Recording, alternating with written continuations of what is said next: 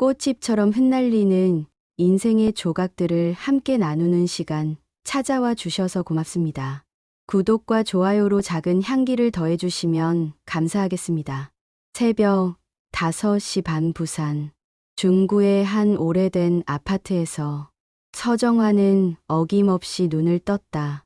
74년을 살아온 몸은 이미 새벽을 가장 친숙한 시간으로 받아들이고 있었다. 창밖으로 스며드는 희미한 빛이 방 안의 낡은 가구들을 하나씩 드러내고 있었다. 정화는 침대에서 일어나 무릎을 살짝 주물렀다. 요즘 부쩍 관절이 뻣뻣해졌다. 남편 병수가 살아있을 때는 여보, 오늘도 무릎이 아프네 하고 투덜댈 수라도 있었는데 이제는 그마저도 혼잣말이 되어버렸다. 슬리퍼를 신고 부엌으로 향하는 정화의 발걸음은 조심스러웠다. 20년 넘게 살아온 이 집의 구석구석을 알고 있음에도 나이 들수록 모든 일이 신중해졌다. 가스레인지에 주전자를 올리고 보리차를 우려내는 동안 그녀는 창문 너머 아직 어두운 하늘을 바라봤다. 오늘은 또 어떤 하루가 될까? 정화의 하루는 언제나 똑같았다. 보리차 한 잔으로 시작해서 라디오 뉴스를 들으며 간단한 아침을 먹고 오전에는 집안 청소를 하거나 빨래를 널었다. 점심을 먹고 나면 잠시 낮잠을 자고 오후에는 동네 마트에 장을 보러 가거나 병원에 들르곤 했다. 저녁에는 TV를 보다가 일찍 잠자리에 드는 것이 그녀의 일상이었다 하지만 이런 반복적인 일상 속에서도 정화가 하루 중 가장 기다리는 시간이 있었다. 바로 오전 9시경 신문 배달원이 오는 시간이었다. 똑똑똑 시계가 9시를 가리킬 무렵 예상했던 노크 소리가 들렸다. 정화는 서둘러 현관문으로 향했다. 문을 열자 30대 중반으로 보이는 남성이 정중하게 인사를 건넸다. 안녕하세요, 할머님. 오늘 신문입니다. 박도윤이었다. 그는 이 동네에서 신문 배달을 한 지 벌써 3년째였다. 키가 크고 말끔한 인상의 그는 항상 정화에게 정중한 말투로 인사했다. 고맙네. 도윤아, 오늘도 일찍부터 수고가 많구나. 정화는 신문을 받으며 따뜻하게 미소 지었다. 도윤은 그녀의 미소에 화답하며 고개를 살짝 숙였다. 아닙니다. 할머님도 건강하게 지내시죠? 그래, 별일 없이 지내고 있다. 너도 감기 조심하고.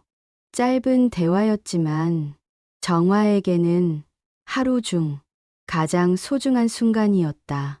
도윤이 계단을 내려가는 발소리가 멀어져도 한동안 문 앞에 서 있곤 했다. 정화는 거실로 돌아와 소파에 앉아 신문을 펼쳤다. 하지만 신문 글자보다는 방금 전 도윤과 나눈 짧은 대화가 마음에 남았다.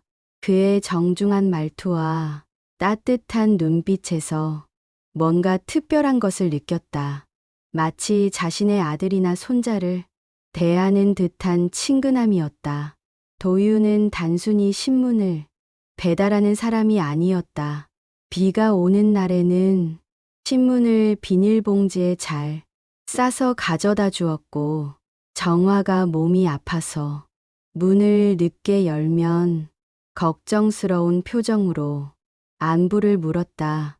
한 번은 정화가 감기에 걸려 기침을 하자 다음 날 목캔디를 하나 함께 가져오기도 했다. 정화는 신문을 덮고 창밖을 내다봤다.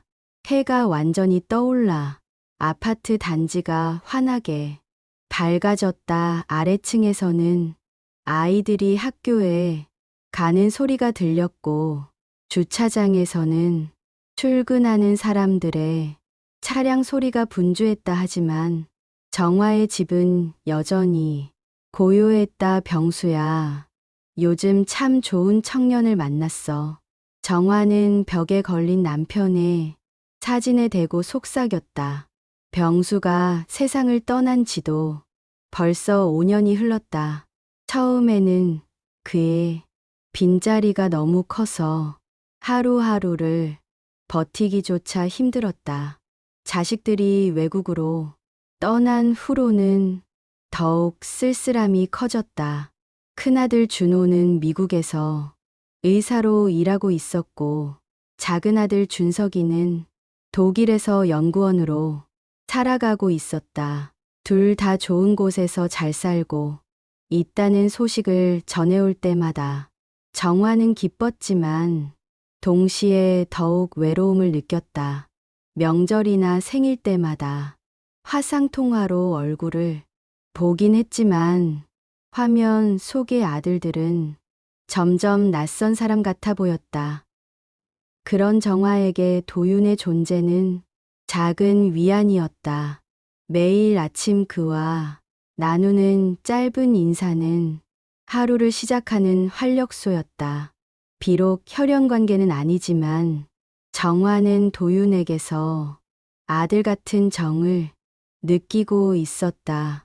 정화는 보리차를 한 모금 마시며 라디오를 켰다. 뉴스에서는 오늘의 날씨와 교통 상황을 전하고 있었다. 평범하고 일상적인 소식들이었지만 정화에게는 세상과 연결되어 있다는 느낌을 주었다. 오늘은 전국적으로 맑은 날씨가 예상됩니다. 다만 일부 지역에서는 오후에 소나기가 내릴 가능성이 있으니 우산을 준비하시기 바랍니다. 정화는 창밖의 맑은 하늘을 다시 한번 바라봤다. 정말로 좋은 날씨였다. 오늘은 동네 마트에 장을 보러 가야겠다고 생각했다. 집에 있는 반찬이 떨어져 가고 있었고 며칠째 같은 음식만 먹고 있었다. 시계를 보니 벌써 10시가 다 되어가고 있었다. 정화는 천천히 몸을 일으켜 옷을 갈아입기 시작했다. 외출할 때는 항상 단정한 옷차림을 유지하려고 노력했다. 남편이 살아있을 때 항상 하던 말이 생각났다. 여보, 사람은 언제나 단정해야 해. 나이가 들어도 마찬가지야. 정하는 거울 앞에서 머리를 정리하며 미소 지었다. 비록 혼자 살고 있지만 남편의 말을 잊지 않고 살아가고 있었다. 그것이 그를 기리는 마음이기도 했다. 가방을 챙기고 현관문을 나서는 정화의 발걸음에는 어제와는 다른 가벼움이 있었다. 오늘도 도윤과 인사를 나누었고 그것만으로도 하루가 밝게 시작되었다. 혼자 사는 74세 노인의 소소한 행복이었지만 정화에게는 그 무엇보다 소중한 순간들이었다. 며칠 후 오후 정화는 동네 마트에서 장을 보고 돌아오는 길이었다. 평소보다 많은 양의 생필품을 샀던 탓에 비닐봉지 2개가 제법 무거웠다. 마트에서 집까지는 도보로 10분 정도의 거리였지만 나이 든 정화에게는 만만치 않은 길이었다. 휴, 이제 정말 힘이 예전 같지 않구나. 정화는 아파트 단지 입구에서 잠시 멈춰섰다. 무거운 짐 때문에 어깨가 아팠고 숨도 가빠졌다. 예전 같으면 이 정도 짐은 아무것도 아니었는데 요즘은 조금만 무거운 것을 들어도 금방 지쳤다. 할머님, 뒤에서 들려오는 익숙한 목소리에 정화는 돌아봤다. 도윤이 자전거를 타고 이쪽으로 오고 있었다. 오후 배달을 마치고 돌아가는 길인 듯했다. 어머, 도윤아 수고 많았구나. 도윤은 정화 앞에서 자전거를 멈추고 내렸다. 그의 시선이 정화가 들고 있는 무거운 짐에 머물렀다. 할머님, 짐이 많으시네요. 제가 좀 들어드릴게요. 아니다. 아니야, 괜찮다. 너도 하루 종일 일하느라 힘들었을 텐데. 정화는 손사래를 쳤지만 도유는 이미 그녀의 손에서 비닐봉지를 받아들었다. 봉지의 무게를 느낀 도윤의 표정이 살짝 놀란 듯 변했다. 할머님, 이거 너무 무겁잖아요. 혼자서 이런 무거운 짐을 들고 오시면 어떻게 해요? 괜찮다고. 평소에도 이렇게 들고 다녔어. 하지만 정화의 목소리에는 안도감이 섞여 있었다. 도윤이 짐을 들어주는 순간 어깨의 부담이 덜어지며 한결 편해졌다. 자전거는 어떻게 하지? 아, 걱정 마세요. 한 손으로 끌고 가면 돼요. 도윤은 한 손으로는 정화의 짐을, 다른 한 손으로는 자전거 핸들을 잡고 천천히 걸었다. 정화는 그런 도윤의 모습을 보며 마음이 따뜻해졌다. 참 고마운 청년이구나. 요즘 같은 세상에 이런 친절한 사람이 또 어디 있을까? 아파트까지 가는 길은 그리 멀지 않았지만 두 사람은 천천히 걸었다. 정화의 걸음에 맞춰 도윤이 속도를 조절하고 있었다. 할머님은 보통 언제 장을 보러 가세요? 주로 오후에 나가지. 아침에는 집안일 하느라 바쁘고 너무 늦으면 또 무거운 짐 들고 힘들어서. 그러시구나. 다음에 장 보러 가실 때는 미리 말씀해 주세요. 제가 도와드릴게요. 정화는 도윤의 말에 깜짝 놀랐다. 신문 배달하는 것만으로도 바쁠 텐데 자신의 장보기까지 도와주겠다니 어떻게 이런 친절한 사람이 있을 수 있을까? 아니다. 그러면 안 되지. 너도 일이 있을 텐데. 그리고 나는 혼자서도 잘할 수 있어. 할머님, 저는 괜찮아요. 어차피 이 동네를 매일 다니는데 조금 일찍 와서 도와드리면 되니까요. 도윤의 목소리에는 진심이 담겨 있었다. 정화는 그런 그의 마음이 고마우면서도 한편으로는 미안했다. 자신 때문에 젊은 사람에게 부담을 주는 것 같았다. 도윤아, 너는 정말 착한 청년이구나. 그런데 너도 가족이 있을 텐데 집에 빨리 가야 하는 거 아니야? 도윤은 잠시 표정이 어두워졌다가 이내 미소를 지었다. 저는 딸과 둘이 살고 있어요. 그 애도 할머님 같은 분을 좋아할 거예요. 그래. 딸이 있구나. 몇 살인데? 8살이에요. 소윤이라고 해요. 정화의 얼굴이 환해졌다. 아이 이야기만 나와도 마음이 따뜻해졌다.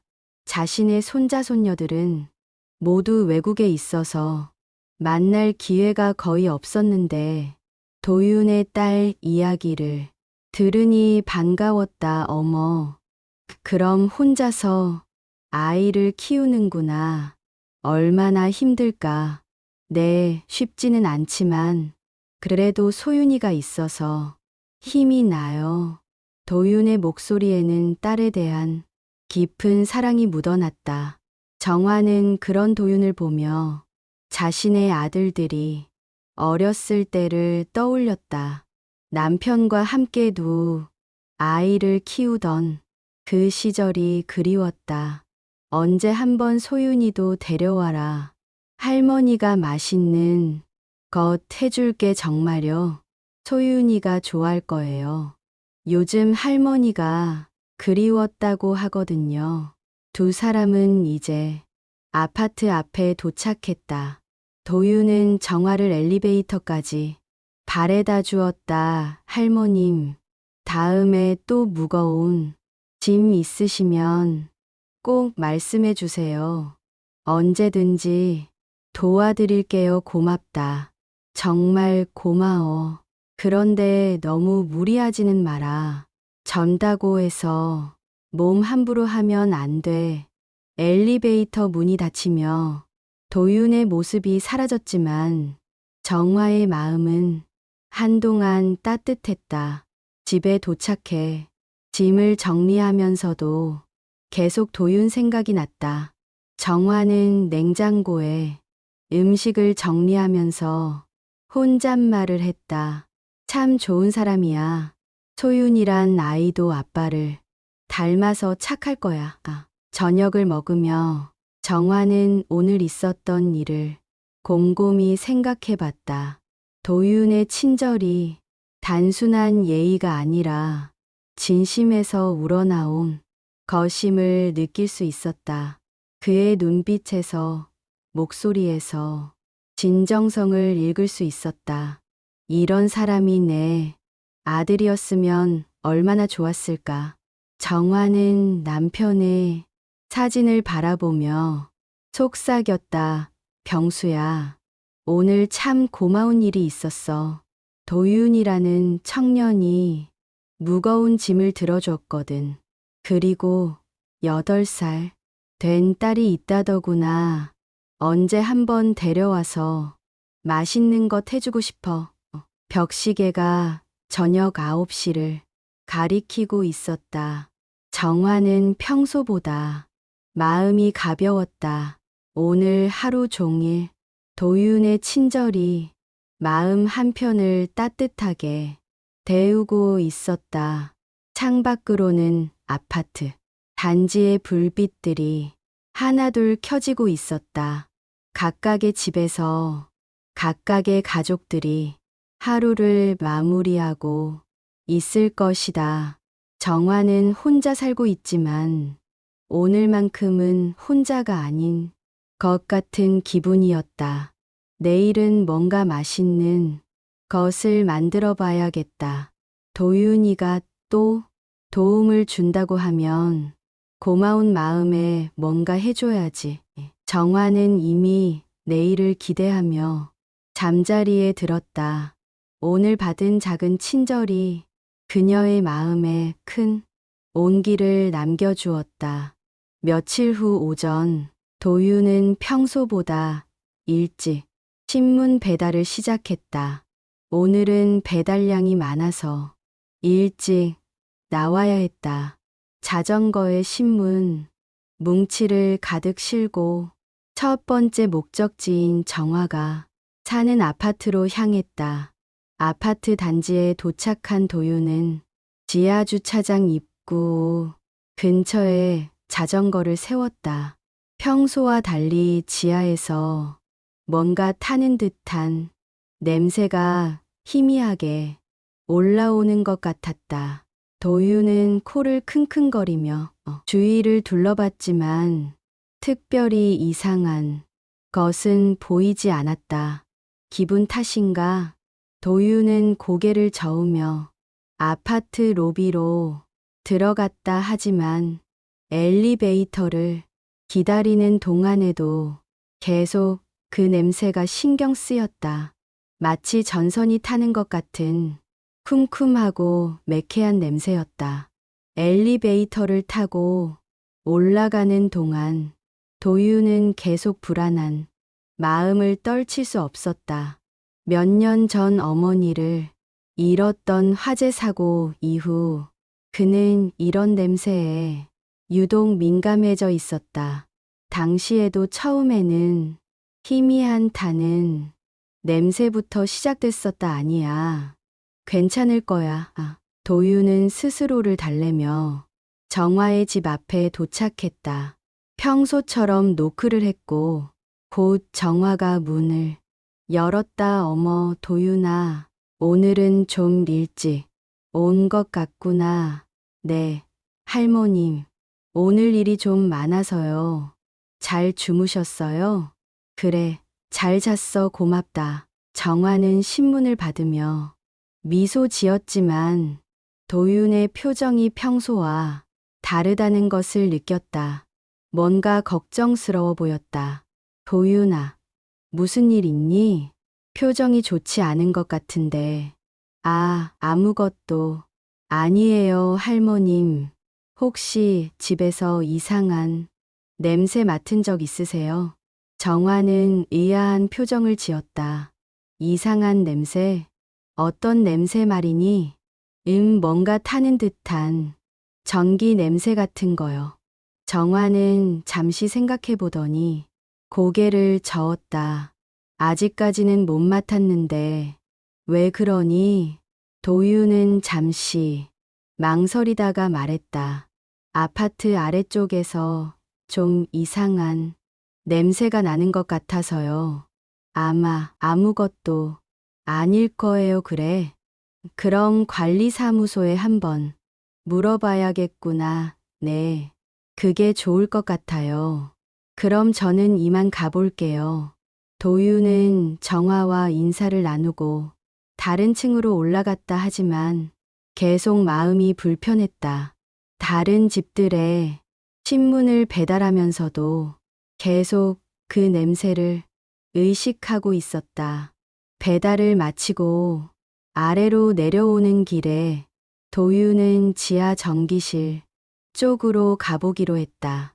냄새의 근원지를 확인해 보고 싶었다. 지하 주차장 한편에 있는 전기실 문 앞에 서자 확실히 타는 냄새가 더 강하게 났다. 이상하다. 도유는 전기실 문을 살펴봤다. 문 틈새로 미세하게 연기 같은 것이 나오는 것 같기도 했다. 하지만 확실하지 않았다. 마침 관리사무소에서 관리인이 나오는 것이 보였다.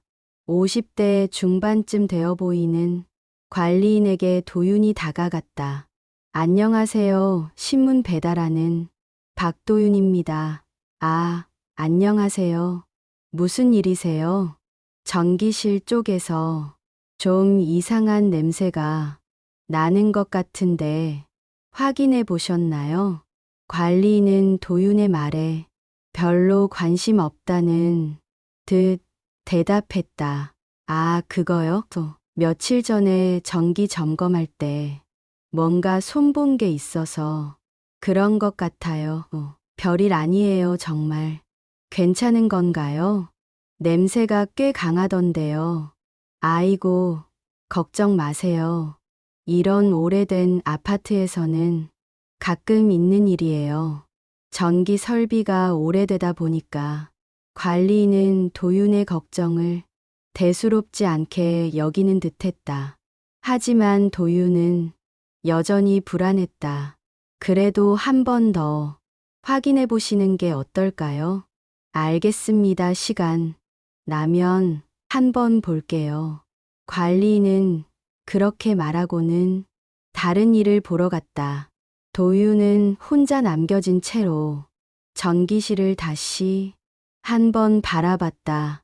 여전히 미세한 냄새가 나고 있었다. 도윤의 마음속에는 몇 년 전의 기억이 되살아나고 있었다. 어머니가 살던 아파트에서도 처음에는 이런 미세한 징조들이 있었다. 희미한 타는 냄새, 가끔씩 깜박이는 전등, 엘리베이터의 미세한 진동하지만 아무도 그것을 심각하게 받아들이지 않았다. 아니야. 이번에는 괜찮을 거야. 도윤은 스스로를 다독이며 자전거를 타고 다음 배달지로 향했다. 하지만 마음 한편에는 계속 불안감이 자리 잡고 있었다. 오후가 되어 도유는 다시 그 아파트 근처를 지나게 되었다. 혹시나 하는 마음에 다시 지하주차장으로 내려가 봤다. 냄새는 아침보다 더 강해진 것 같았다. 이상하다. 분명히 뭔가 문제가 있는 것 같은데 도유는 다시 관리사무소로 갔다 하지만 관리인은 보이지 않았고 대신 청소하는 아주머니가 계셨다. 아주머니, 관리인 아저씨는 어디 계세요? 아, 그분은 외출하셨어요. 무슨 일이세요? 전기실에서 이상한 냄새가 나는 것 같아서요. 아, 그거요? 또 아침에도 누군가 그런 얘기 했는데 관리인이 괜찮다고 하더라고요. 청소 아주머니도 별로 심각하게 받아들이지 않는 듯 했다. 도유는 답답한 마음으로 다시 전기실 앞으로 갔다. 이번에는 더 자세히 살펴봤다. 전기실 문 하단 부분이 평소보다 뜨거운 것 같았다. 손을 가까이 대보니 확실히 열기가 느껴졌다. 이건 정말 위험할 수 있어. 도윤의 불안은 점점 커져갔다. 하지만 아무도 자신의 말을 진지하게 받아들이지 않았다. 몇 년 전 어머니를 잃었던 그날도 이랬다. 처음에는 작은 신호들이 있었지만 모두들 대수롭지 않게 여겼다. 집으로 돌아가는 길에도 도유는 계속 그 아파트 생각을 했다. 특히 정화가 걱정되었다. 혼자 사시는 74세 할머니가 위험한 상황에 처할 수도 있다는 생각에 마음이 무거웠다. 내일 아침에 다시 확인해 봐야겠다. 도유는 집에 도착해서도 계속 불안한 마음을 떨칠 수 없었다. 딸 소윤이가 왜 그래요? 라고 물어볼 정도로 표정이 어두웠다. 아니야. 소윤아, 아무것도 아니야. 하지만 도윤의 마음속에는 이미 경보가 울리고 있었다. 그는 그날 밤 잠을 제대로 이루지 못했다. 계속해서 어머니를 잃었던 그날 밤의 기억이 되살아났다. 새벽이 되어서야 간신히 잠이 들었지만 꿈속에서도 계속 화염과 연기에 시달렸다. 도유는 이제 더 이상 기다릴 수 없다는 생각이 들었다. 그날 밤 11시경 정화는 평소처럼 TV를 보며 잠자리에 들 준비를 하고 있었다. 뉴스가 끝나고 일기예보가 나오고 있었는데 갑자기 집안의 전등이 한 번 정화는 고개를 들어 형광등을 바라봤다. 잠시 후 다시 한 번 더 그리고 몇 초 동안은 아무 일도 없었다. 전구가 나가려나 정화는 별로 신경 쓰지 않고 TV를 끄고 침실로 향했다. 하지만 침실 전등을 켰을 때 그것도 한 번 깜박이는 것 같았다. 이상하네. 정화는 잠옷으로 갈아입으며 혼잣말을 했다. 오래된 아파트라서 가끔 이런 일이 있을 수도 있다고 생각했다. 하지만 마음 한편으로는 약간 불안했다. 침대에 누워 잠들려고 하는데 어디선가 미세한 소리가 들리는 것 같았다. 딱딱 하는 소리였다. 마치 뭔가 튀기는 소리 같기도 하고 전기가 흐를 때 나는 소리 같기도 했다. 정화는 귀를 기울여 들어봤다. 소리는 아래쪽에서 나오는 것 같았다. 아마도 아래층이나 더 아래층에서 나는 소리인 듯 했다. 뭐지? 누가 밤늦게 뭘 하는 걸까? 하지만 소리는 사람이 만드는 소리 같지는 않았다. 더 기계적이고 불규칙했다. 딱, 딱, 딱, 딱. 이런 식으로 간헐적으로 들렸다. 정화는 침대에서 일어나 거실로 나왔다. 소리의 정체를 알아보고 싶었다. 거실에서는 소리가 더 잘 들렸다. 확실히 아래쪽, 아마도 지하에서 나는 소리인 것 같았다. 혹시 보일러실이나 전기실에서 나는 소리인가? 정화는 창문을 열어 밖을 내다봤다. 밤이라서 잘 보이지는 않았지만 다른 집들도 모두 조용해 보였다. 특별히 이상한 것은 없어 보였다. 다시 침실로 돌아가 누웠지만 계속 그 소리가 신경 쓰였다. 그리고 가끔씩 희미한 타는 냄새 같은 것도 맡아지는 것 같았다. 아까 도윤이가 이상한 냄새 얘기했던 게 이거였나? 정화는 도윤이 오전에 했던 말을 떠올렸다. 타는 듯한 전기 냄새 같은 것을 맡았다고 했었다. 그때는 별로 신경 쓰지 않았는데 지금 생각해보니 뭔가 연관이 있는 것 같았다. 정화는 다시 일어나 집 안을 한 바퀴 돌아봤다. 부엌, 거실, 화장실을 다 확인해봤지만 특별한 이상은 없었다. 가스도 잘 잠겨 있었고 전기잽도 정상이었다. 그럼 집 문제는 아니네. 다시 침대에 누워 잠들려고 했지만 이번에는 더욱 확실하게 타는 냄새가 났다. 마치 플라스틱이나 전선이 타는 듯한 냄새였다. 정화는 다시 일어나 코를 킁킁거리며 냄새의 근원지를 찾아봤다. 베란다 쪽에서 냄새가 더 강한 것 같았다. 베란다 문을 열어보니 확실히 바깥에서 올라오는 냄새였다. 이상하다. 분명히 뭔가 타고 있는 것 같은데 정화는 베란다에서 아래쪽을 내려다봤다. 지하 주차장 환풍구 근처에서 미세한 연기 같은 것이 올라오는 것 같기도 했지만 어둠 때문에 확실하지 않았다. 내일 관리사무소에 얘기해 봐야겠다. 정화는 베란다 문을 닫고 다시 침실로 갔다 하지만 잠은 쉽게 오지 않았다. 계속해서 그 소리와 냄새가 신경 쓰였다. 시계를 보니 벌써 자정이 넘어가고 있었다. 평소 같으면 진작 잠들었을 시간이었다. 정화는 뒤척이며 잠들려고 노력했지만 마음이 불안해서 쉽지 않았다. 나이가 들어서 예민해진 건가? 아니면 정말 뭔가 문제가 있는 건가? 정화는 자신이 너무 걱정하고 있는 게 아닌가 하는 생각도 들었다. 하지만 냄새와 소리는 분명히 실제였다. 상상이나 착각이 아니었다.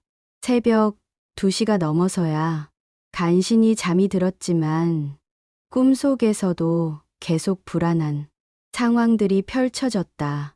연기가 나는 꿈, 전기가 튀는 꿈, 어디선가 타는 냄새가 나는 꿈을 반복해서 꾸었다.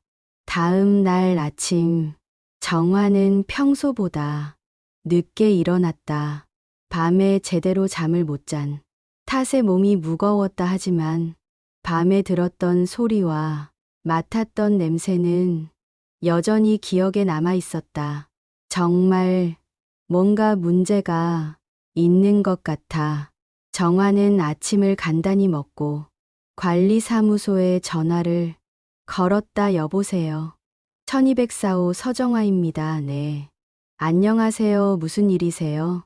어제 밤에 아래쪽에서 이상한 소리가 나고 타는 냄새도 났는데요. 확인해 보실 수 있나요? 아, 그러셨어요? 어떤 소리였는데요? 딱딱 하는 소리요.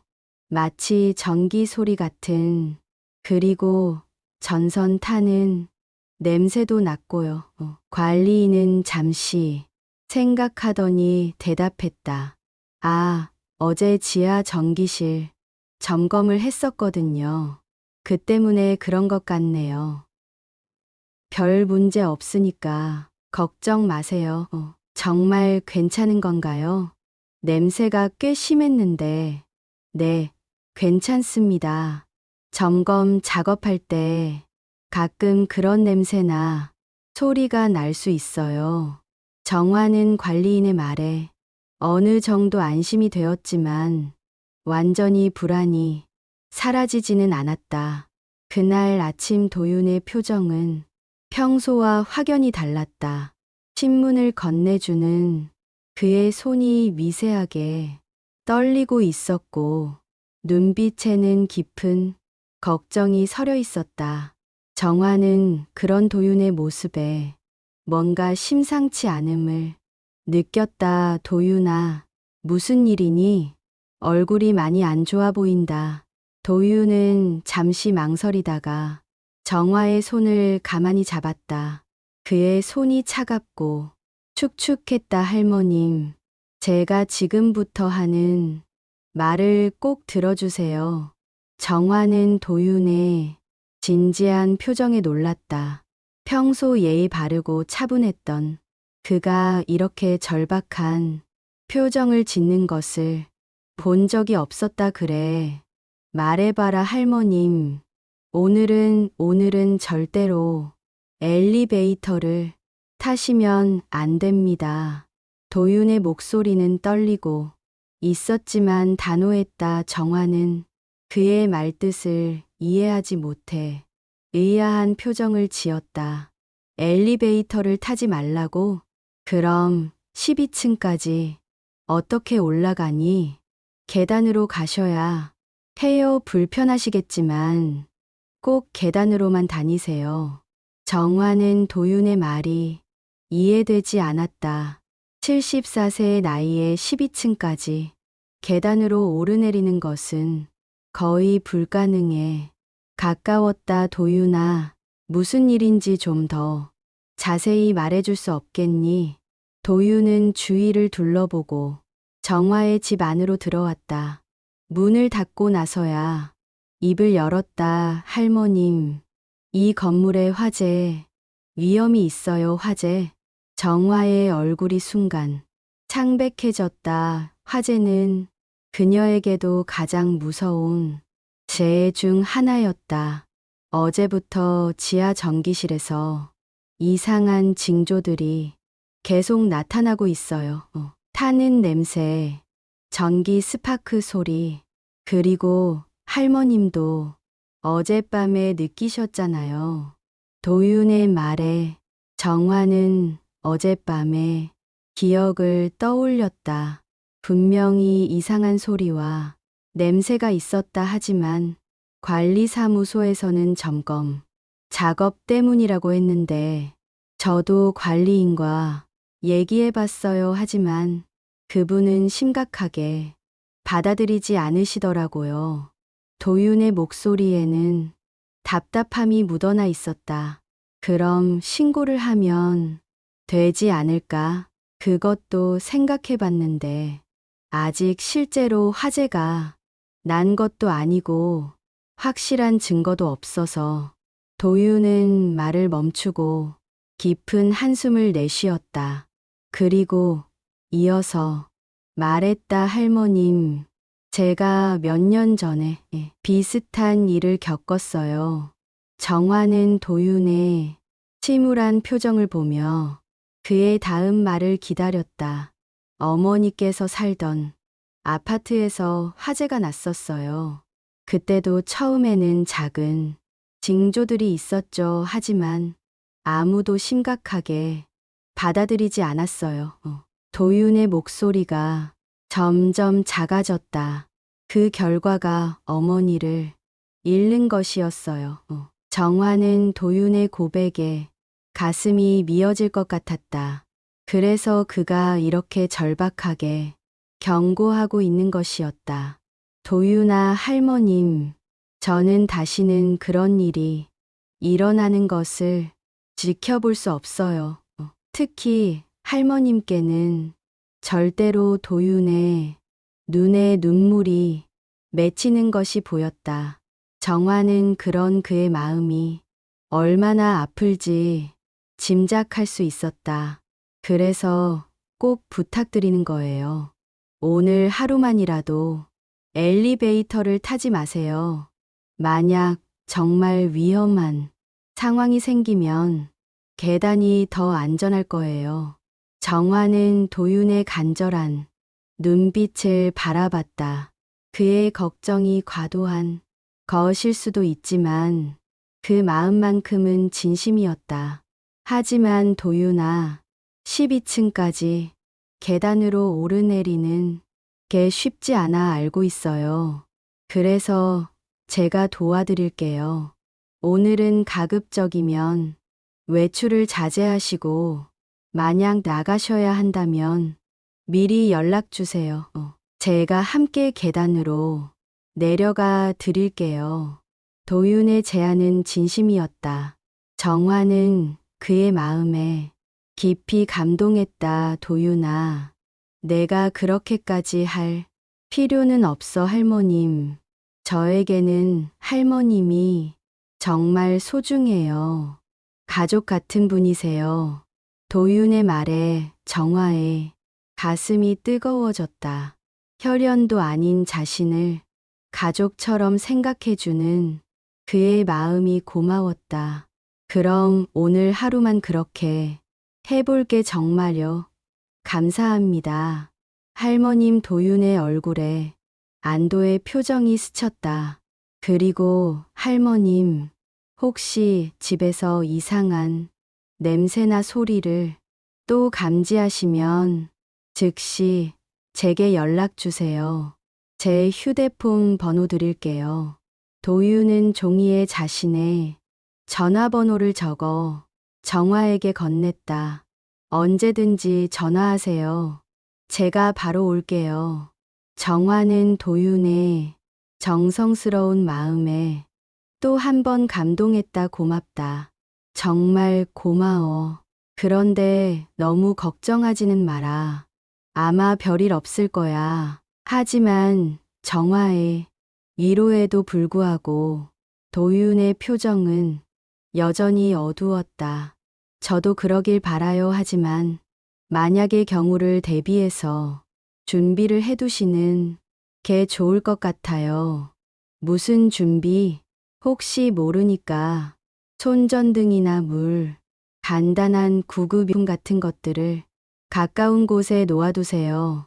그리고 만약 정말 위급한 상황이 생기면 절대 엘리베이터는 타지 마시고 계단으로만 대피하세요.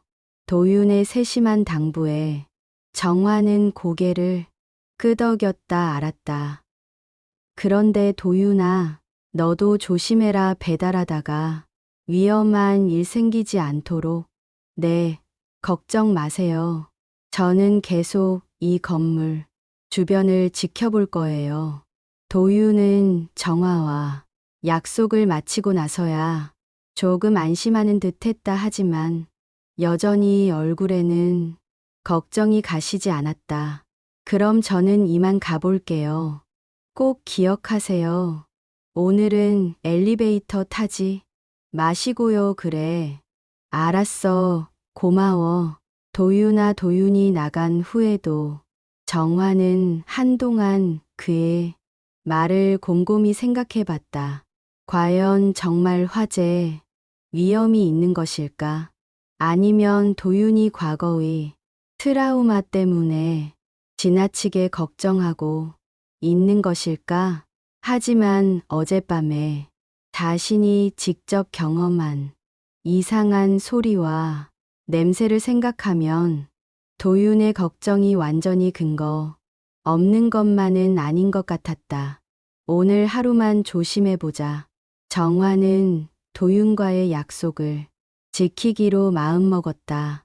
그의 진심 어린 걱정을 외면할 수는 없었다.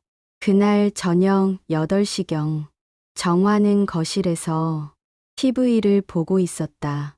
도윤과의 약속대로 하루 종일 엘리베이터를 타지 않고 집에만 있었다. 다행히 특별히 외출할 일도 없어서 큰 불편은 없었다. 오늘은 별일 없이 지나가는구나 하. 정화는 도윤이 지나치게 걱정했던 것은 아닐까 하는 생각을 하고 있었다. 하루 종일 특별한 일이 없었고 이상한 냄새나 소리도 더 이상 나지 않았다. 그런데 갑자기 집안에 전등이 깜박이 시작했다.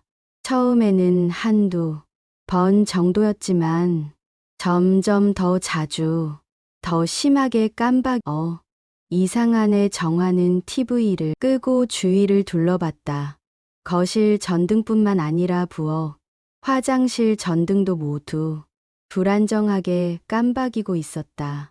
그때 어디선가 펑 하는 큰 소리가 들렸다. 마치 뭔가 폭발하는 듯한 소리였다. 그리고 고지어 아파트 전체에 정전이 됐다. 어머, 정화는 갑작스러운 정전에 당황했다. 집안이 완전히 어둠에 잠겼다. 다행히 거실 탁자 위에 손전등을 준비해둔 덕분에 금세 불빛을 확보할 수 있었다. 손전등을 켠 정화는 창문으로 다가갔다. 밖을 내다보니 아파트 단지 전체가 정전된 상태였다. 하지만 곧 비상전원이 작동했는지 복도와 계단에 비상등이 켜졌다. 그런데 지하주차장 쪽에서 이상한 빛이 보였다. 오렌지색의 밝은 빛이 깜박이고 있었다. 처음에는 무엇인지 알 수 없었지만 곧 그것이 무엇인지 깨달았다. 불이다. 지하주차장에서 화재가 발생한 것이었다. 정화의 가슴이 두근거리기 시작했다. 도윤의 경고가 현실이 된 것이었다. 고지어 아파트 화재 경보음이 울리기 시작했다. 삐, 삐 하는 날카로운 경보음이 건물 전체에 퍼졌다. 화재가 발생했습니다. 모든 주민은 즉시 대피하시기 바랍니다. 스피커를 통해 대피 안내 방송이 흘러나왔다. 정화는 급히 필요한 물건들을 챙기기 시작했다.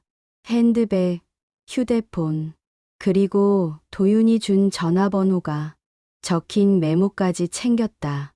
복도로 나오니 다른 주민들도 하나둘씩 나오고 있었다. 아이를 아는 젊은 엄마, 노인 부부, 학생들이 모두 당황한 표정으로 계단 쪽으로 향하고 있었다. 정화는 엘리베이터 앞에 멈춰 섰다. 평소 같으면 당연히 엘리베이터를 탔을 것이다. 하지만 도윤의 경고가 떠올랐다. 절대로 엘리베이터를 타지 마세요.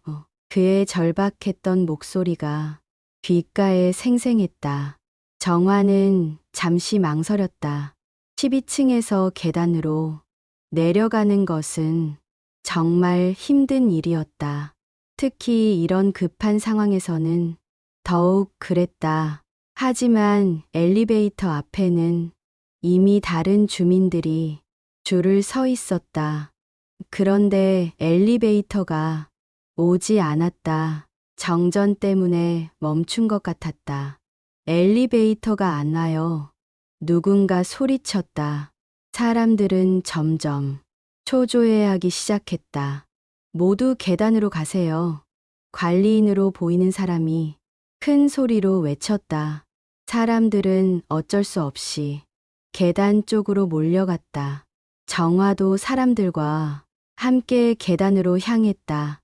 다행히 도윤의 조언을 따르기로 미리 마음먹어둔 덕분에 당황하지 않을 수 있었다. 하지만 계단을 내려가기 시작하자마자 어려움이 시작됐다.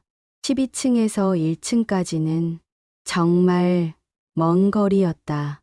게다가 다른 주민들도 모두 계단으로 몰리다 보니 매우 복잡했다. 천천히 가세요. 서두르지 마세요. 누군가 소리쳤지만 화재라는 급박한 상황에서 사람들은 빨리 나가고 싶어 했다. 정화는 계단 난간을 잡고 천천히 내려갔다 하지만 몇 층을 내려가지도 않아서 숨이 가빠오기 시작했다. 다리도 후들거렸다. 9층쯤 내려왔을 때 정화는 잠시 쉬어야겠다고 생각했다. 하지만 계단에는 계속 사람들이 내려오고 있어서 멈춰 설 곳이 마땅치 않았다. 그때 아래쪽에서 연기, 냄새가 올라오기 시작했다. 화재가 점점 번지고 있는 것 같았다. 정화의 불안이 더욱 커졌다. 빨리 나가야 해 하지만 체력은 한계에 다다르고 있었다. 7층을 지나면서 정화는 계단에 주저앉고 싶은 충동을 느꼈다. 숨이 너무 가팠고 다리에 힘이 빠졌다. 할머님, 괜찮으세요? 옆을 지나가던 젊은 남성이 정화를 걱정스럽게 바라봤다. 고맙습니다. 괜찮아요. 하지만 정화의 목소리는 거의 들리지 않을 정도로 작았다. 6층, 5층, 점점 아래로 내려갈수록 연기가 더 짙어졌다. 정화는 손수건으로 코와 입을 막고 계속 내려갔다. 4층에 도착했을 때 정화는 더 이상 견딜 수 없었다. 어지러움이 밀려왔고 다리가 후들후들 떨렸다. 결국 계단 모퉁이에 주저앉고 말았다. 할머님. 그때 뒤에서 익숙한 목소리가 들렸다. 정화는 고개를 들어 뒤를 바라봤다. 연기 때문에 잘 보이지 않았지만 분명히 들어본 목소리였다. 도윤아, 할머님, 여기 계셨구나. 정말로 도윤이었다. 그는 숨을 헐떡이며 계단을 뛰어 올라와 정화 곁에 무릎을 꿇었다. 할머님, 괜찮으세요? 다치신 곳은 없으세요? 도윤아, 어떻게 여기에? 할머님 걱정이 돼서 올라왔어요. 엘리베이터 안 타셨네요. 정화는 고개를 끄덕였다. 도윤의 얼굴에 안도의 표정이 스쳤다. 잘하셨어요. 이제 제가 도와드릴게요. 도윤은 정화의 팔을 부축하여 일으켜 세웠다.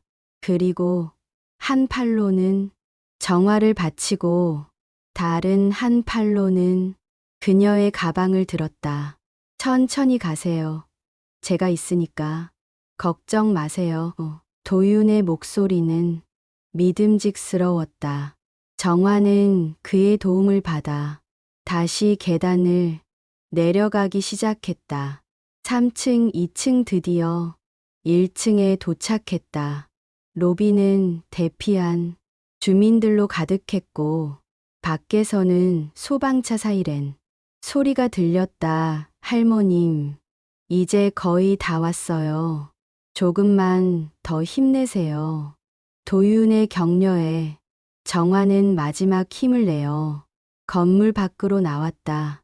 바깥 공기가 얼마나 깨끗하고 시원한지 실감할 수 있었다. 아파트 앞 광장에는 이미 소방관들이 도착해 있었다. 소방차 여러 대와 구급차도 대기하고 있었다. 주민들은 안전한 거리에서 화재 진압 작업을 지켜보고 있었다. 할머님, 여기 앉으세요. 도윤은 벤치로 정화를 부축해 갔다. 정화는 벤치에 앉자마자 깊은 숨을 내쉬었다. 고맙다. 도윤아, 내가 아니었다면 어떻게 됐을지. 할머님, 무사하셔서 정말 다행이에요. 도윤의 목소리에는 진심 어린 안도감이 묻어나 있었다. 지하 주차장에서는 여전히 화염이 치솟고 있었지만 소방관들의 진압 작업으로 점차 불길이 잡혀가고 있었다. 다행히 인명피해는 없는 것 같았다. 도윤아, 내 말이 맞았구나. 정말 화재가 났어. 네, 하지만 할머님이 무사하셔서 그것만으로도 충분해요. 정화는 도윤의 따뜻한 말에 눈물이 날 것 같았다. 만약 그의 경고를 듣지 않았다면 엘리베이터에 갇혀 위험한 상황에 처했을지도 모른다는 생각이 들었다. 아파트 앞 광장에서 화재 진압 작업을 지켜보던 정화와 도윤은 한동안 말이 없었다. 두 사람 모두도 방금 겪은 일이 얼마나 위험한 상황이었는지 실감하고 있었다. 소방관들의 열심히 작업하는 모습을 보며 정화는 도윤을 다시 한 번 바라봤다.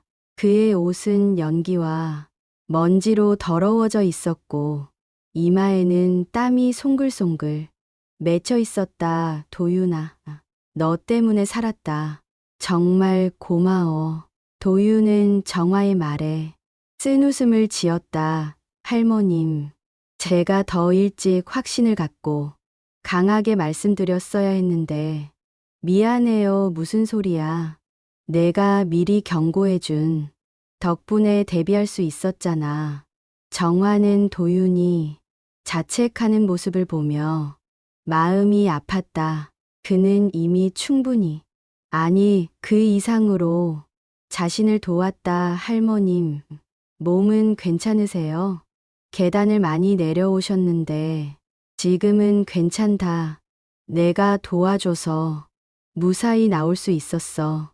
하지만 정화의 다리는 여전히 후들거리고 있었다. 12층에서 계단으로 내려오는 것은 74세의 몸에게는 정말 힘든 일이었다. 할머님, 구급차에서 한번 검사 받아보시는 게 어떨까요? 도윤이 걱정스럽게 제안했다. 정화도 몸의 상태가 평소 같지 않음을 느끼고 있었다. 그래도 될까? 당연하죠. 화재 대피 과정에서 힘드셨으니까 당연히 검사 받으셔야 해요. 도윤은 정화를 부축하여 구급차가 있는 곳으로 갔다.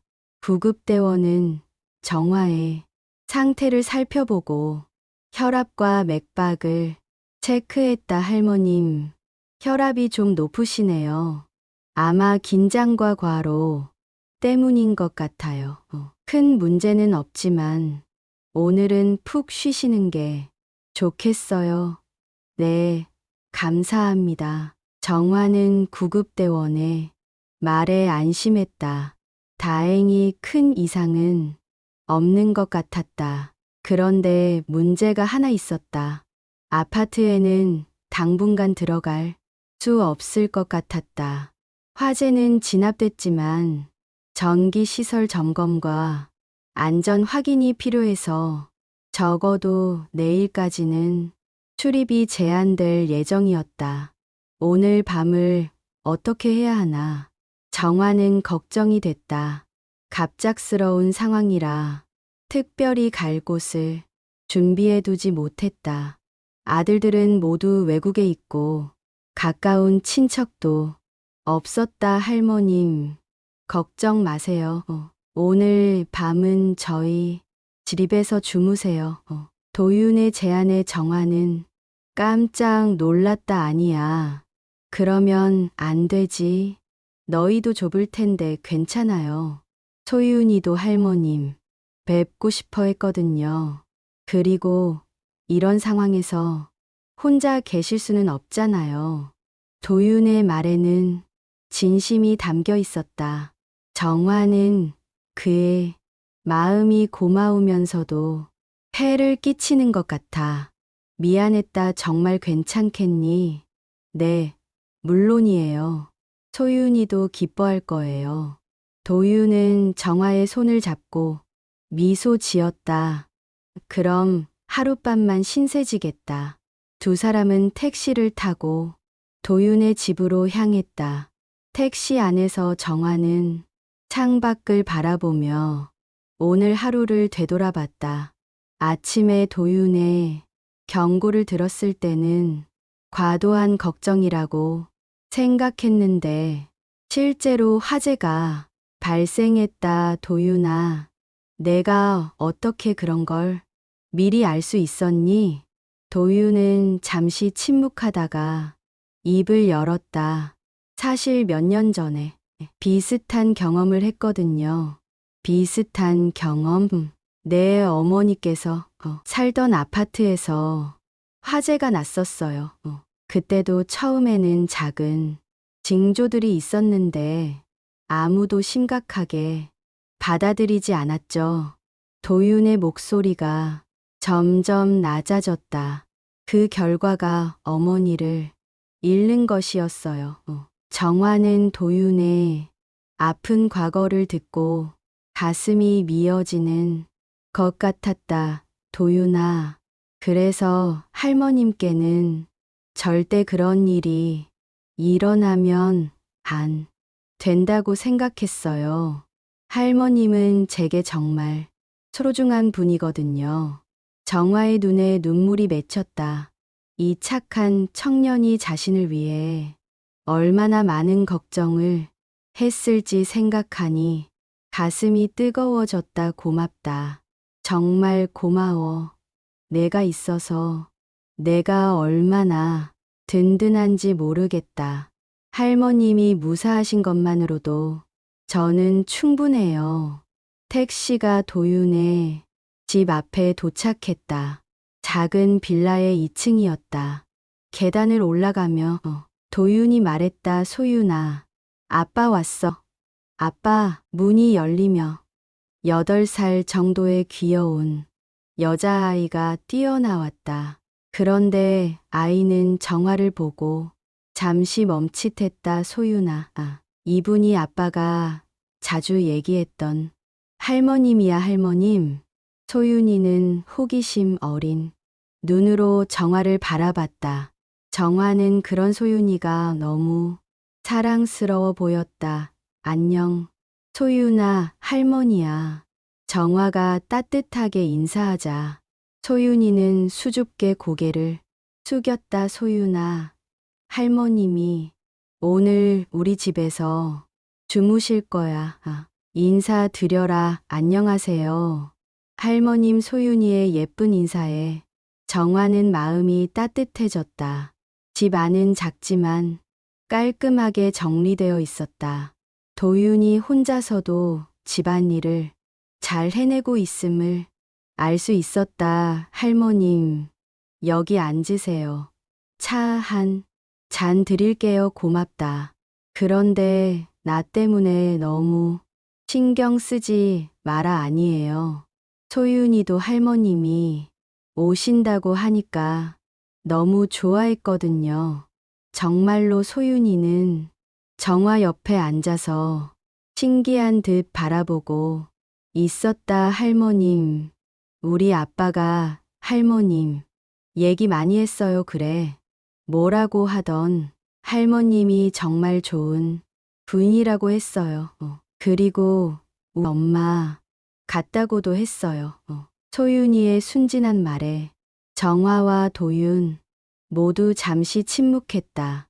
아이에게는 어머니가 그리운 것이 당연했다. 소윤아, 할머님께 뭔가 맛있는 거 드려야 하는 거 아니야. 도윤이 화제를 돌렸다. 소윤이는 벌떡 일어나 냉장고로 달려갔다. 할머님, 요구르트 드실래요? 고마워. 소윤아. 정화는 소윤이가 건넨 요구르트를 받으며 미소 지었다. 이 작은 가족의 따뜻함이 그녀의 마음을 어루만져 주었다. 소윤이가 잠자리에 든 후 정화와 도윤은 거실에서 차를 마시며 조용히 앉아 있었다. 오늘 하루 일어난 일들이 너무 많아서 둘 다 말문이 막혀 있었다. 도윤아, 오늘 정말 고마웠어. 내가 아니었다면 정화가 먼저 입을 열었지만 도윤은 고개를 저었다. 할머님, 저야말로 죄송해요. 진작에 더 강하게 말씀드렸어야 했는데 무슨 소리야. 내가 미리 경고해준 덕분에 무사할 수 있었잖아. 하지만 도윤의 표정은 여전히 어두웠다. 뭔가 더 깊은 이야기가 있는 것 같았다. 할머님, 제가 오늘 할머님께 제대로 말씀드리지 못한 이야기가 있어요.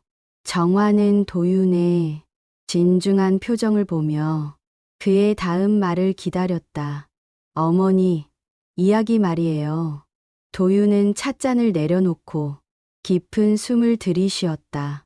할머님께 처음 말씀드렸을 때는 전부 다 말씀드리지 못했거든요. 정화는 조용히 도윤의 말을 들어주기로 했다. 그가 이런 이야기를 꺼내기까지 얼마나 많은 용기가 필요했을지 짐작할 수 있었다. 3년 전이었어요. 어머니는 지금 할머님이 사시는 그 아파트에서 혼자 살고 계셨죠.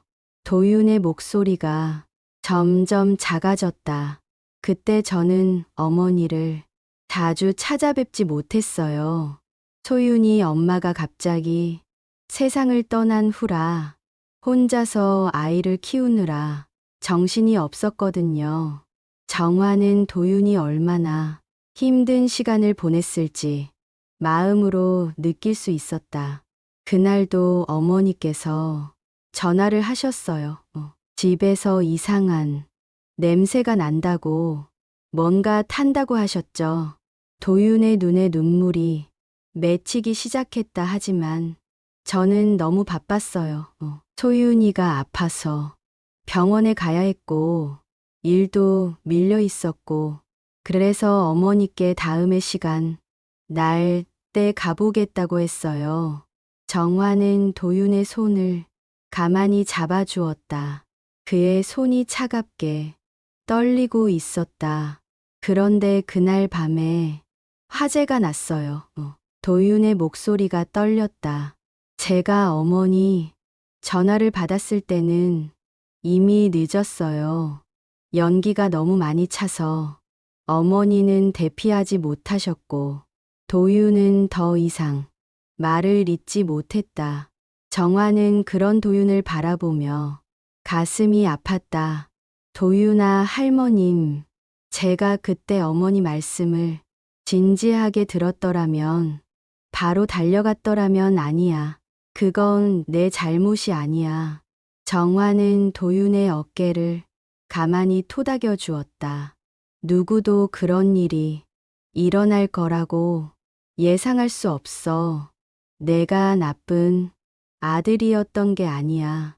하지만 도윤은 고개를 저었다. 아니에요. 할머님, 저는 정말 나쁜 아들이었어요. 어머니가 도움을 요청하셨는데 외면했으니까요. 도윤의 자책하는 모습을 보며 정화는 마음이 아팠다. 그는 3년 동안 이런 죄책감을 안고 살아왔던 것이다. 그래서 할머님을 처음 뵈었을 때부터 어머니가 생각났어요. 혼자 사시는 모습도, 조심스럽게 인사하시는 모습도, 모든 게 어머니 같았어요. 정화는 이제 도윤이 왜 자신에게 그렇게 친절했는지 이해할 수 있었다. 어머니를 지켜드리지 못한 제가 할머님만큼은 꼭 지켜드리고 싶었어요. 도윤의 고백에 정화의 눈에도 눈물이 맺혔다. 도윤아, 고마워. 정말 고마워. 할머님께는 어머니께 해드리지 못했던 모든 것들을 해드리고 싶었어요. 그래야 조금이라도 죄책감이 덜해질 것 같았거든요. 정화는 도윤의 상처받은 마음을 어루만져주고 싶었다. 이 선량한 청년이 3년 동안 얼마나 힘들었을지 생각하니 가슴이 미어졌다. 도윤아, 내 어머니는 내가 나쁜 아들이라고 생각하지 않으실 거야, 정말요. 그럼 당연하지. 넌 누구보다 착하고 효자야. 어머니도 그걸 알고 계셨을 거야. 정화의 따뜻한 말에 도윤의 눈물이 뚝뚝 떨어졌다. 내 어머니는 지금도 하늘에서 널 지켜보고 계실 거야. 그리고 내가 나를 이렇게 잘 돌봐주는 걸 보고 자랑스러워 하실 거고. 할머님, 도윤아, 이제 그만 자책하렴. 내 어머니는 내가 행복하길 바라실 거야. 정화는 도윤을 마치 자신의 아들처럼 안아주었다. 도윤도 정화의 품에서 오랫동안 억눌렀던 감정을 터뜨렸다. 할머님, 저 정말 할머님이 어머니 같아요. 나도 너를 아들 같이 생각한다. 소윤이도 손녀 같고 두 사람은 한동안 그렇게 서로를 위로해 주었다. 오늘의 화재 사건을 통해 그들의 관계는 더욱 깊어졌다. 할머님, 앞으로도 계속 제가 할머님을 돌봐드려도 될까요? 그럼 당연하지. 우리 이제 가족이잖아.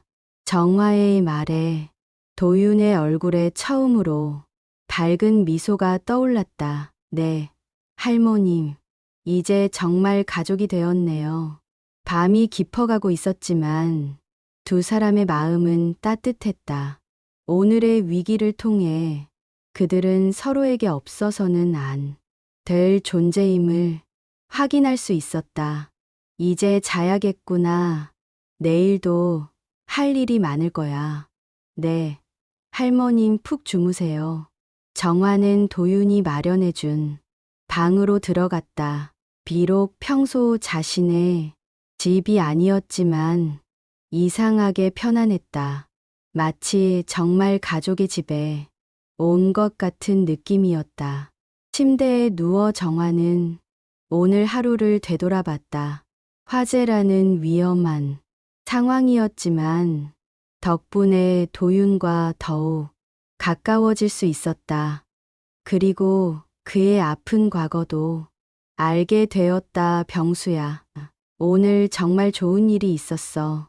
정화는 남편에게 속삭이듯 말했다. 도윤이라는 좋은 아들을 얻었어. 그리고 소윤이라는 예쁜 손녀도. 우리 이제 혼자가 아니야. 창밖에는 별이 빛나고 있었다.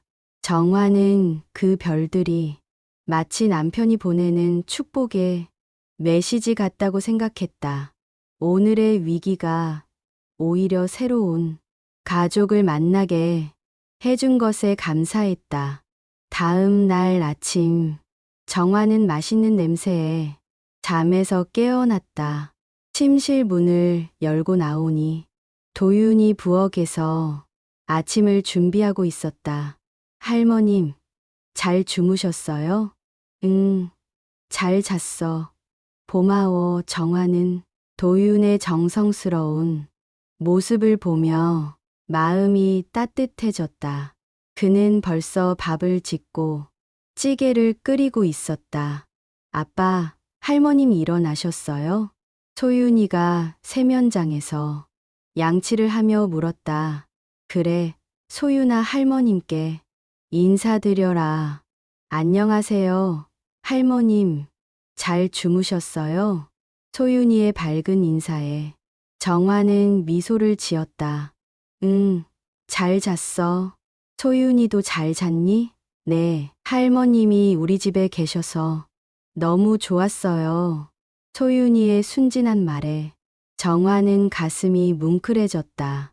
이 아이에게도 할머니가 필요했던 것 같았다. 할머님, 아침 드세요. 도윤이 상을 차려놓았다. 간단하지만 정성스럽게 준비된 아침 식사였다. 고맙다.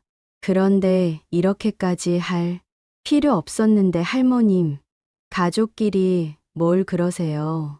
도윤의 말에 정화는 따뜻함을 느꼈다. 정말로 가족이 된 것 같았다. 세 사람은 함께 아침을 먹으며 담소를 나눴다.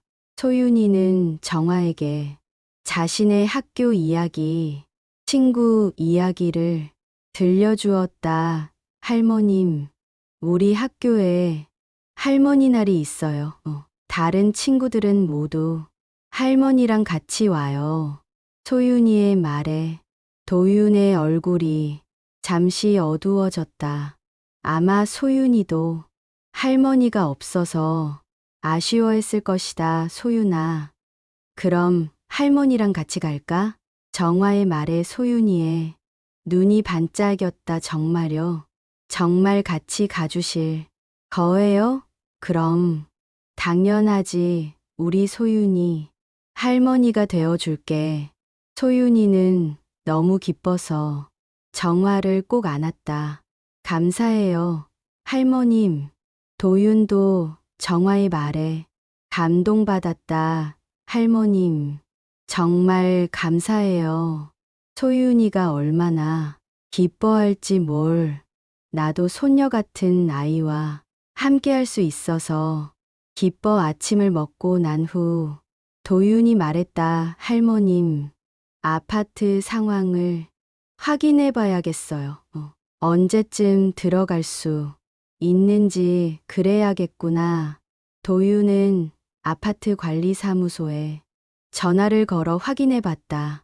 다행히 오늘 오후부터는 입주가 가능하다고 했다. 화재 피해는 지하 전기실과 일부 층에 국한되어 있어서 대부분의 세대는 안전했다. 할머님, 오후에 같이 가서 집 상태를 확인해 보죠. 그래. 고마워. 오후에 정화와 도윤은 함께 아파트로 갔다. 소윤이도 학교에서 돌아온 후 함께 갔다. 아파트 로비에는 어제의 흔적이 남아 있었다. 연기 냄새가 약간 나고 바닥도 완전히 깨끗하지 않았다. 하지만 대체적으로 안전해 보였다. 정화의 집은 다행히 별다른 피해가 없었다. 다만 어제 급하게 나오느라 정리하지 못한 것들이 그대로 있었다. 할머님, 집 정리 도와드릴게요. 도윤아, 소윤이도 있는데 괜찮겠니? 저도 도와드릴게요. 소윤이가 적극적으로 나섰다. 세 사람은 함께 집을 정리하기 시작했다. 정화는 소윤이와 함께 거실을 정리했다. 소윤이는 정화의 물건들을 신기해하며 이것저것 물어봤다. 할머님, 이 사진 속 분이 할아버지세요? 소윤이가 벽에 걸린 남편의 사진을 가리키며 물었다. 그래, 우리 소윤이 할아버지야. 할아버지는 어디 계세요? 순진한 질문에 정화는 잠시 말을 잇지 못했다. 도윤이 다가와서 소윤이에게 말했다. 소윤아, 할아버지는 하늘나라에 계셔. 엄마처럼요? 그래, 엄마처럼. 소윤이는 조금 슬픈 표정을 지었다가 이내 정화의 손을 잡았다. 할머님, 그럼 할머님도 외로우셨겠어요. 그랬었지. 하지만 이제 소윤이와 아빠가 있으니까 외롭지 않아. 정화의 말에 소윤이는 환하게 웃었다. 정리를 마치고 저녁이 되자 정화가 제안했다. 오늘 저녁은 내가 해줄게. 그동안 너희가 너무 많이 도와줬어. 할머님, 괜찮으세요? 괜찮다. 오랜만에 가족을 위해 요리하고 싶어. 정화는 부엌에서 정성스럽게 저녁을 준비했다. 도윤과 소윤이가 좋아할 만한 음식들을 만들었다. 우와, 너무 맛있겠어요. 소윤이는 정화가 차린 음식을 보고 감탄했다. 할머님, 정말 잘하시네요. 도윤도 감탄했다. 정화는 그들의 반응에 뿌듯해했다. 저녁을 먹으며 세 사람은 앞으로의 계획에 대해 이야기했다. 할머님, 앞으로 자주 같이 식사해요. 소윤이의 제안에 정화는 기뻤다. 그래. 우리 가족이니까 할머님. 그런데 혹시 외로우시면 언제든지 저희 집에 오세요. 도윤의 말에 정화는 고개를 끄덕였다. 고맙다. 나도 너희가 필요할 때 언제든지 도와줄게. 그날 밤 정화는 혼자 침대에 누워 하루를 돌아봤다. 어제의 화재가 무섭고 힘든 경험이었지만 덕분에 진정한 가족을 얻을 수 있었다. 병수야, 우리에게 새로운 가족이 생겼어. 정화는 남편의 사진에게 속삭였다. 도윤이와 소윤이 정말 좋은 사람들이야. 이제 나도 혼자가 아니야. 창밖에는 다시 평화로운 아파트, 단지의 야경이 펼쳐져 있었다. 하지만 이제는 그 평화로움이 더욱 소중하게 느껴졌다. 그리고 무엇보다 이제는 혼자가 아니라는 것이 가장 큰 변화였다. 정화는 마음속으로 감사했다. 위기의 순간이 오히려 새로운 가족을 만들어준 것에, 그리고 도윤과 소윤이라는 소중한 사람들을 만날 수 있게 해준 것에, 내일부터는 새로운 일상이 시작될 것이다. 혼자가 아닌 가족과 함께하는 일상이. 화재 사건이 있은 지 한 달이 지났다. 아파트는 완전히 복구되었고 주민들의 일상도 예전처럼 평화로워졌다. 하지만 정화의 삶은 예전과는 완전히 달라져 있었다. 매일 아침 9시 도윤이 신문을 가져다 줄 때면 이제는 단순한 배달이 아니라 가족 간의 안부, 인사가 되었다. 그리고 일주일에 서너 번은 소윤이와 함께 저녁 식사를 하게 되었다. 할머님, 안녕하세요. 오늘도 소윤이의 밝은 인사 소리가 복도에 울려 퍼졌다. 학교에서 돌아온 소윤이가 정화를 찾아온 것이다. 어서 와. 우리 소윤이 학교는 어땠니? 오늘 미술 시간에 가족 그림을 그렸는데요. 할머님도 그려 넣었어요. 소윤이는 자랑스럽게 그림을 보여주었다. 그림 속에는 아빠, 도윤과 소윤이, 그리고 정화까지 함께 그려져 있었다. 우와, 정말 잘 그렸네. 할머니가 이렇게 예쁘게 나왔구나. 선생님이 할머님이 누구시냐고 물어보셨는데 우리 진짜 할머니라고 했어요. 소윤이의 말에 정화는 가슴이 뭉클해졌다. 이 아이에게 자신은 이미 진짜 할머니가 되어 있었다. 그래, 할머니가 소윤이의 진짜 할머니지. 정화는 소윤이를 꼭 안아주었다. 할머님, 오늘 뭐 하세요? 저랑 같이 놀아요. 그래, 뭘 하고 싶은데? 할머님이 어렸을 때 이야기 들려주세요. 소윤이는 정화의 어린 시절 이야기를 듣는 것을 좋아했다. 정화도 그런 소윤이가 사랑스러워서 옛날 이야기를 들려주곤 했다. 두 사람이 이야기에 빠져 있을 때 도윤이 퇴근해서 돌아왔다. 할머님, 소윤이 또 와서 귀찮게 하죠. 무슨 소리야. 소윤이가 와주면 얼마나 좋은데. 정화는 진심으로 말했다. 소윤이와 함께하는 시간은 그녀에게 가장 즐거운 시간이었다. 할머님, 오늘 저녁은 제가 해드릴게요. 아니야. 내가 할게. 너는 하루 종일 일했잖아. 할머님, 우리가 함께 해요. 소윤이가 좋은 아이디어를 냈다. 그래서 세 사람은 함께 부엌에서 저녁을 준비했다. 도윤은 고기를 굽고 정화는 반찬을 만들고 소윤이는 상을 차렸다. 마치 오래된 가족처럼 자연스럽게 역할을 나누어 맡았다. 자, 이제 다 됐다. 정화는 완성된 저녁상을 보며 뿌듯해했다. 가족이 함께 만든 음식이라 더욱 맛있어 보였다. 저녁을 먹으며 도윤이 말했다. 할머님, 다음 주가 소윤이 생일이에요. 어머, 그래? 우리 소윤이가 몇 살이 되는 거지? 9살이 돼요. 소윤이가 자랑스럽게 대답했다. 그럼 생일 파티를 해야지. 할머니가 맛있는 케이크 만들어줄게. 정말요? 할머님이 케이크 만들어주실 거예요? 소윤이의 눈이 반짝였다. 그럼 당연하지. 우리 소윤이 생일인데 정화는 벌써부터 소윤이의 생일 선물을 무엇으로 할지 생각하고 있었다. 며칠 후 소윤이의 생일이 되었다.